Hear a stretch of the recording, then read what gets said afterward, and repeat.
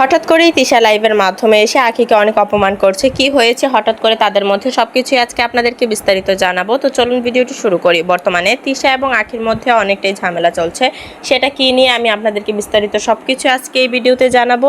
আপনারা অনেকেই জানেন যে কিছুদিন আগে আহাদ আখির বাসায় গিয়েছিল তার ছেলে আয়াসকে দেখার জন্য। আখি তখন বাসায় ছিল না, আখি বাসার বাইরে ছিল, কিন্তু আখি সেটা তার ভেরিফাইড ফেসবুক পেজের মাধ্যমে পোস্ট করে জানিয়ে দিচ্ছে তাদের বাসার সবাইকে যে আয়াসের বাবা আয়াসকে দেখতে আসছে, কোনো ধরনের যেন কোনো ঝামেলা না হয়। আয়াসকে দেখতে আসছে, এটাতে আমার কোনো সমস্যা নেই, কিন্তু আমি একটু কাজের সূত্রে বাসার বাহিরে আছি, কিন্তু আয়াসকে দেখা নিয়ে যেন কোনো ধরনের কোনো ঝামেলা না হয়।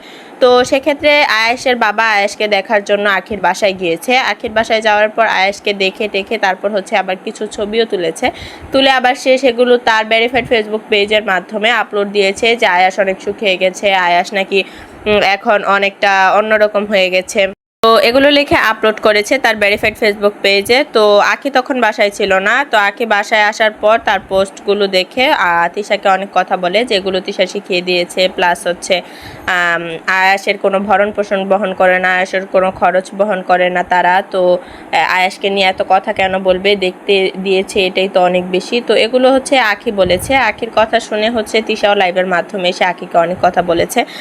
আবার এদিকে আরেকটি ঝামেলা হয়েছে তিশার সাথে, সেটি তিশার যে আগের হাজব্যান্ড তার ওয়াইফ, সেও একটা ভেরিফাইড ফেসবুক পেজ খুলেছে। সে পেজের মাধ্যমে তিশাকে নিয়ে বিভিন্ন উল্টাপাল্টা কথা বলছে এবং ভাইরাল হতে চেষ্টা করছে। কিন্তু তিশা আবার এটা জানিয়েছে তার ভেরিফাইড ফেসবুক পেজে লাইভের মাধ্যমে যে তার সতীন মানে এক্স সতীন, সে তার নাম নিয়ে ভাইরাল হতে চাচ্ছে, কিন্তু কোনোভাবেই ভাইরাল হতে পারছে না।